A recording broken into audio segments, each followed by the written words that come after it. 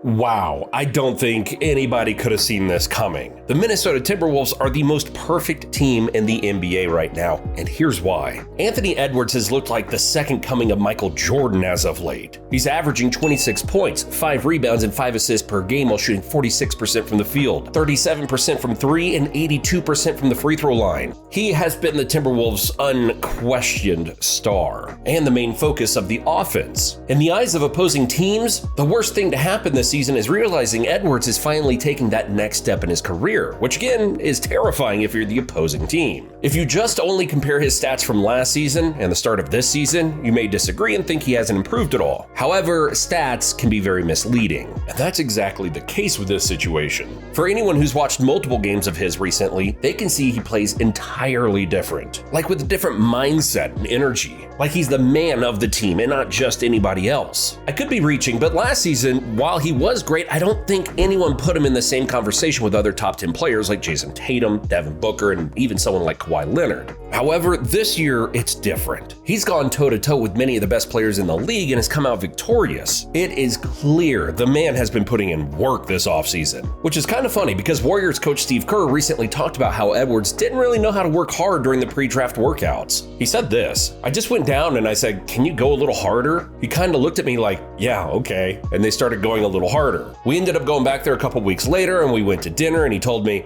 "Hey, thanks for saying that. I didn't realize how hard I needed to work or what I needed to show." It was a good reminder to me that these guys who are coming out at such a young age really haven't learned how to work hard yet. One of the things we do here is have our young guys watch Steph Curry work out after practice. I remember saying something to Anthony at dinner about Steph and Kevin Durant and Klay Thompson, and I said, "You're going to see at the next level, it takes game-like reps in practice to be able to hone your skill." We had a great conversation. He's such a great young guy. And of course, we bonded this past summer with Team USA and spent a lot of time together. He's an amazing player. And yeah, it really seems like Edwards took that advice. The area of the court where he's dominating the most is in the mid-range. When filtering through players with the most made mid-range shots, Edwards is top 5, along with the names like Kevin Durant, DeMar DeRozan, and Brandon Ingram, the deadliest mid-range specialists in all of basketball. That's Edwards' sweet spot, and as it should be, because he's such a threat to finish at the rim that when he starts to penetrate inside, the defenders are almost always expecting him to go all the way to the cup. So they are sprinting to the rim, then all of a sudden, before you know it, the Ant-Man is rising up through the air for a pull-up mid-range. It's just so damn hard to defend.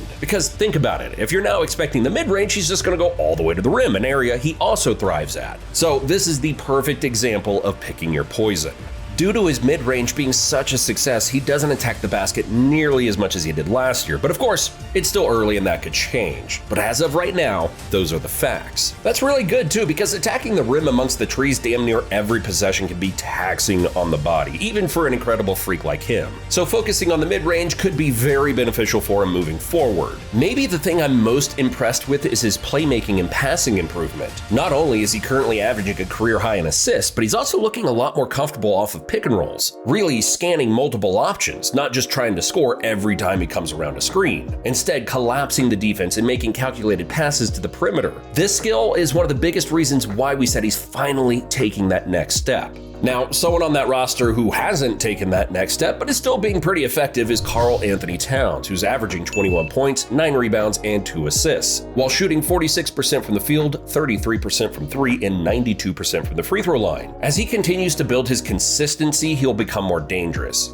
I think due to the overload of talent that we have in the NBA at the center position with guys like Embiid, Jokic, AD, and now the rookie duo of Victor and Holmgren, we often overlook just how talented the big cat is. He's currently the 4th best post scorer in the entire NBA right now, only behind Jokic, Embiid, and Anthony Davis. With his speed, size, and incredible touch, it's nearly impossible to contain him once he gets good positioning. And of course, he's able to knock down threes with the best of them, making him one of the most versatile centers in the game. And it helps the team even more when you have yet another versatile center on your roster in Rudy Gobert. And yes, he's versatile. Not in the way that Cat is, but for the reasons I'm about to go over. For starters, Rudy Gobert is ranked 3rd in offensive rebounds with 4.2 per game. Without him, both Edwards and Towns wouldn't have extra possessions to put up more points. Every year when the playoffs come around, you start to learn that most teams who out-rebound the other by a good margin usually win close series. So I can't stress enough how important a player like Rudy Gobert is. And a little off topic here, but I can't believe that there's actually NBA fans who are starting the narrative that Victor Wembanyama is a better player than Gobert already. Just because Victor can shoot better and dribble better doesn't mean he comes even remotely close to Gobert's value and impact. For example, Victor shoots, dribbles, and defends better than LeBron James. Now, does that mean he's a better player than LeBron James? Obviously not, because James' impact is much, much, much greater. But okay, now that we've gotten that out of the way, let's get back to the topic at hand. Other than being an elite rebounder, he's also an elite screen setter, currently ranked 4th in screen assists per game. Having a great screen setter like Gobert makes the Timberwolves' main ball handlers, Anthony Edwards and Mike Conley's job, so much easier. Rudy is also a top 10 in putback points, and the list goes on.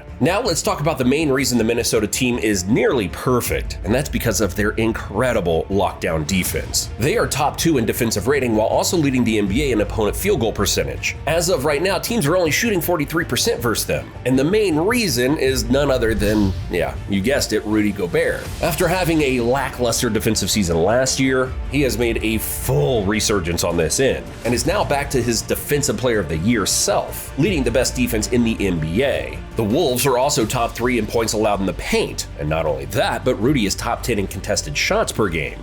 His defensive impact has been ridiculously good. He has an enormous 7'9" wingspan at 7'1". This freakish length and size combined with his unmatched mentality to contest every single shot in the NBA is why he's one of the most feared rim protectors in the game. Casual fans may only notice Gobert when he gets posterized, which is often because he actually plays defense and contests every shot. He doesn't care if he gets dunked on. All he wants to do is put himself in position to help his team. That's all that matters to him. There's a saying that if you don't get dunked on every couple of games or so, then that means you aren't playing hard enough. And honestly, I'm starting to think that Gobert might have created that saying himself. He can get dunked on 2 possessions in a row and will still go up to contest on that 3rd possession. His effort and mindset is contagious for a team. However, while he has been a great defensive anchor, the Wolves would not truly be this good defensively without Jaden McDaniels, arguably the best perimeter defender in the NBA. You haven't seen real defense until you've seen this man play. Not only are his instincts and quickness off the charts, but the man is freaking 6'10" with a 7-foot wingspan moving like a guard on defense. He just simply isn't fair. He also plays a big part in the Wolves leading the NBA in opponent field goal percentage. It doesn't matter what elite superstar he's guarding, he will make every shot difficult. Mike Conley and Nickeil Alexander-Walker are the other 2 defenders who make up this swarming defense. Alexander-Walker is a pesky hound who just doesn't stop pursuing you. Whether that's around screens or picking you up full court, he is without a doubt the most underrated defender on the team. Mike Conley uses his elite instincts and hands to blow up any actions he can seek out on the perimeter. His individual one-on-one defense is still good as well. And of course, we can't forget about Anthony Edwards. He's bought in a ton more on this end of the court. I can safely say that when time is expiring on the clock or you're heading into the clutch, the Ant-Man is one of the last defenders you want guarding you. His size and generational athleticism make it nearly impossible to get around or through him. And if you do get a shot off, you have to launch it higher than usual because he can jump out of the gym. Kyle Anderson and Troy Brown Jr. provide really good off-ball defense. Plus, their length just makes this defense even more dangerous when adding it alongside Gobert and McDaniels. All in all, this Minnesota team is as good as it's been in a very long time. But what do you think? How far can the Minnesota Timberwolves go this season? Could they win a championship? Let us know in the comments down below. Thanks for watching, and I'll see you in the next one.